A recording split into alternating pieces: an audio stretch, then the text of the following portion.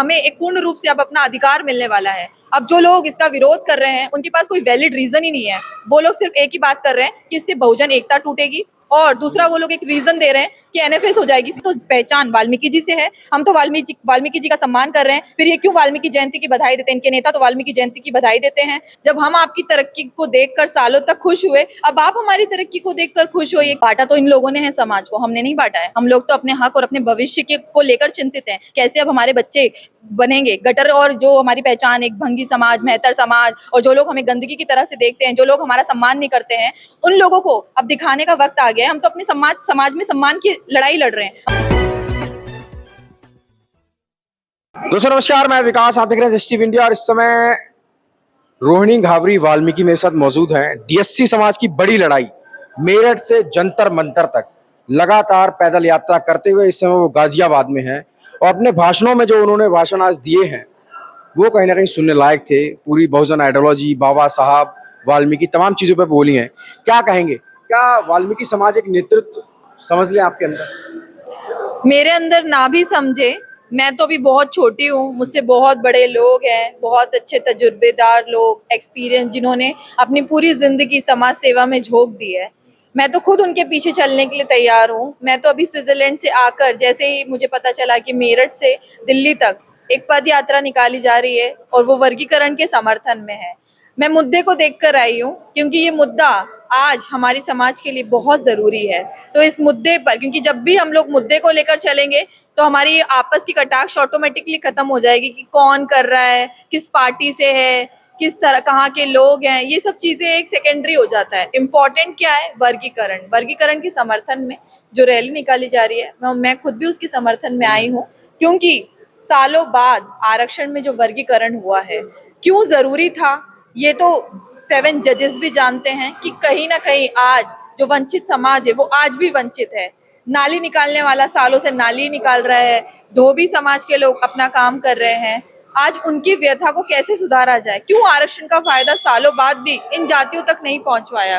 कहीं ना कहीं एक कमी थी, उस कमी को सुधारने के लिए, और हमें एक पूर्ण रूप से अब अपना अधिकार मिलने वाला है। अब जो लोग इसका विरोध कर रहे हैं उनके पास कोई वैलिड रीजन ही नहीं है। वो लोग सिर्फ एक ही बात कर रहे हैं कि इससे बहुजन एकता टूटेगी, और दूसरा वो लोग एक रीजन दे रहे हैं कि एनएफएस हो जाएगी। लोग कह रहे हैं संविधान खत्म हो जाएगा। कैसे संविधान खत्म होगा? मूर्ख बनाना बंद करे लोगों को। ना संविधान खत्म होने वाला, समाज बट जाएगा। कैसे बटेगा समाज? आप आओ ना हमारे साथ, क्यों हमें हक मिल रहा है, सालों बाद तो समाज बढ़ जाएगा। हमारे हक से समाज कैसे बटेगा? जब हम आपकी तरक्की को देखकर सालों तक खुश हुए, अब आप हमारी तरक्की को देखकर खुश हो, ये कैसे बटेगा समाज? तो कह रहे हैं अनपढ़ है आप लोग। अनपढ़ थे लेकिन अनपढ़ है नहीं। हमें भी आरक्षण का फायदा उठाना आ गया है। हमारे लोग भी बस्तियों में पढ़ने के लिए जागरूक हो रहे हैं। हमारे माता पिता ने तो हो सकता है झाड़ू लगाया उस वक्त, लेकिन वो कभी नहीं चाहेंगे कि उनका बच्चा सफाई कर्मी बने। हर सफाई कर्मी चाहता है कि उनका बच्चा कलेक्टर, एसपी, डीएसपी बने, डॉक्टर, इंजीनियर बने। हर वक्त हर घर में माताएं ये जागरूकता फैला रही हैं और जागरूक हो चुकी हैं कि हमारे बच्चे पढ़े। लेकिन रोहिणी जी, लगातार इस समाज पे आरोप लगते रहते हैं, बाबा साहब को नहीं मानता, ये अंधविश्वास में रहता है, सनातन को मानता है। तो ये जो तमाम चीजें हैं कहीं ना कहीं समाज को एक अलग खड़ा करती हैं। आप कैसे समझ रहे हैं इसको? कौन लोग हैं जो बाबा साहब को नहीं मानते? बाबा साहब को तो अब स्वर्णों ने भी मानना शुरू कर दिया, तो फिर तो हम वाल्मीकि समाज के लोग हैं। हमारे घर में, मुझे तो बचपन से बाबा साहब के बारे में बताया गया था। अभी हर घर में बाबा साहब को बताया जाता है। बाबा साहब के आदर्शों पर ही चलकर हम शिक्षित हो रहे हैं। तो ये भ्रम फैलाना बंद करे कि वाल्मीकि समाज बाबा साहब को नहीं मानता। बाबा साहब को मानते हैं और बाबा साहब को मानते रहेंगे, क्योंकि वही हमारे आदर्श हैं और हमेशा रहेंगे। रविदास पे आपका समाज कभी उंगली नहीं उठाता, लेकिन वो लोग वाल्मीकि को लेकर लगातार टिप्पणियां करते रहते हैं। कभी ब्राह्मण है, कभी ये है, तमाम चीजें। ये सिर्फ और सिर्फ बांटने की राजनीति है, क्योंकि वो जानते हैं कि वाल्मीकि नाम से पूरी कौम एक हो रही है। तो वो कहीं ना कहीं ये भ्रम फैलाते हैं कि वाल्मीकि जी ब्राह्मण थे और उन्होंने, वो ब्राह्मणों के माने जाते हैं और हम लोग क्यों मान रहे हैं, हमें तो थोपे गए हैं। तो ठीक है, अगर थोपे भी गए हैं तो हम, हमारी तो पहचान वाल्मीकि जी से है, हम तो वाल्मीकि जी का सम्मान कर रहे हैं, फिर ये क्यों वाल्मीकि जयंती की बधाई देते हैं? इनके नेता तो वाल्मीकि जयंती की बधाई देते हैं, और वाल्मीकि जयंती पूरे देश में हर्षोल्लास से मानी जाती है। तो फिर क्यों समाज में ये इस तरह की दोहरी राजनीति करी जा रही है और समाज को भ्रमित करने का काम किया जा रहा है?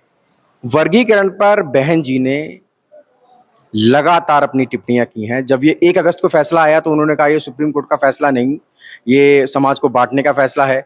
नायब सिंह सैनी जब हरियाणा में इसको लागू कर देते हैं 17 तारीख को वाल्मीकि जयंती के दिन, उस दिन वो कहते हैं कि नायब सिंह सैनी जो जो ये फैसला दिया है, ये लागू किया है, कहीं ना कहीं समाज को बांट दिया है। वो एक स्टैंड उनका क्लियर है कि वर्गीकरण कहीं ना कहीं समाज को संविधान विरोधी है ये। देखिए, मैं मायावती जी के ऊपर कुछ नहीं बोलना चाहूंगी। वो हमारी बड़ी है, हमारी आदर्श है। मैं उनका बहुत सम्मान करती हूँ दिल से। मेरी ट्विटर प्रोफाइल अगर आप देखेंगे और मायावती जी जैसे ही सर्च करेंगे मेरी टाइमलाइन पे, आप देख लेंगे कि मैं उनको हमेशा कितना सम्मान देती हूँ। लेकिन जब उन्होंने अपना वर्गीकरण पे अपना रुख बदला तो सच में दिल से बहुत तकलीफ हुई कि मायावती जी को तो कम से कम सोचना चाहिए। बहन जी तो हमारी सबकी अपनी है, पूरी दलितों की नेता है, दलितों की देवी मानी जाती है। तो फिर उन्होंने वंचित समाज का साथ क्यों छोड़ दिया? वो चाहती तो पूरे डीएससी समाज को बिठाती, एक बैठक करती और हम सबसे बात करती। उन्होंने तो इस तरह से बांट दिया, हमें एक एक तरीके से पूरी तरह से अलग कर दिया कि कौन डीएससी समाज और कौन वंचित समाज, और जो लोग वंचित समाज और वर्गीकरण का समर्थन करते हैं वो हमारी पार्टी को छोड़ दे। तो उन्होंने जिस तरीके का फैसला लिया वो सच में बहुत दुखदाई है और मुझे भी दिल से बहुत बुरा लगा कि वो उनसे ये उम्मीद नहीं थी हम लोगों को। इतनी बड़ी नेता कहीं ना कहीं 4 बार की मुख्यमंत्री रही हैं, तो कुछ ना कुछ तो सोच होगी उनकी।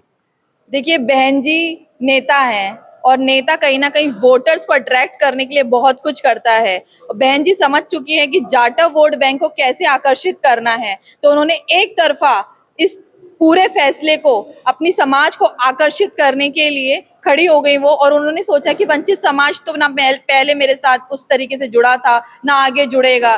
तो वो उन्होंने सिर्फ और सिर्फ अपनी पार्टी को, मैं ये कहूंगी, बचाने की और बसपा को फिर से उठाने की कोशिश में ये फैसला लिया है। लेकिन रोहिणी जी, एक बड़ा सवाल ये खड़ा खड़ा होता है कि पिछले दशक से वाल्मीकि जाति और जाटव या चमार कम्युनिटी कहें, वो एक हो रहे थे और कहीं ना कहीं बहुजनों की एक मिसाल कायम कर रहे थे। लेकिन जो देश के जो दलित नेता हैं, जैसे चंद्रशेखर रावण हैं, मायावती हैं, रामविलास पासवान के जो बेटे हैं वो हैं, तो कहीं आपको नहीं लगता कि ये वर्गीकरण का जो इन्होंने समर्थन नहीं किया तो कहीं ना कहीं समाज को बांट दिया है उस तरीके से?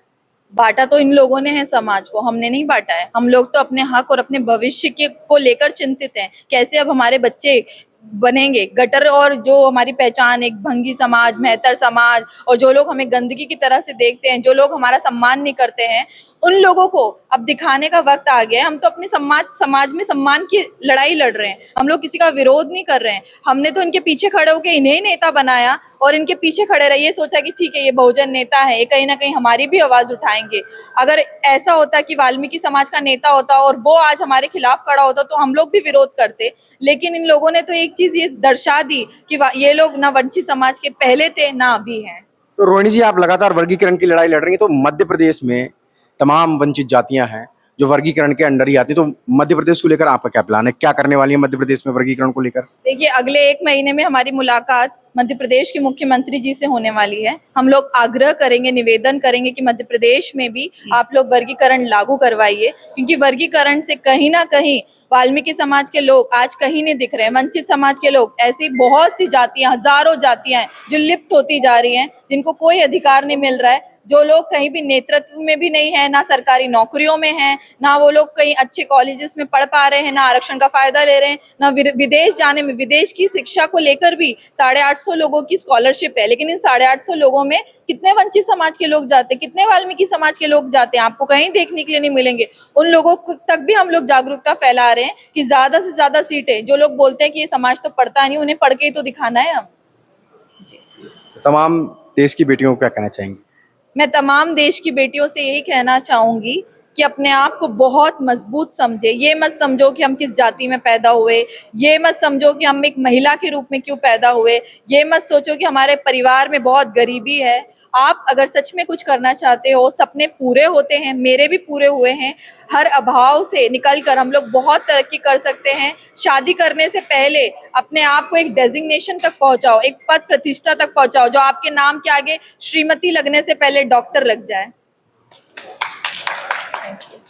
दोस्तों, ये डॉक्टर रोहिणी घावरी जी थी। लगातार वर्गीकरण पे मेरठ से दिल्ली की तरफ कूच करने की तैयारी है। इस समय ये गाजियाबाद में है। तो तमाम खबरों के लिए आप देख रहे हैं जस्ट टीवी इंडिया, और कल फिर हम मिलते हैं जंतर मंतर पर।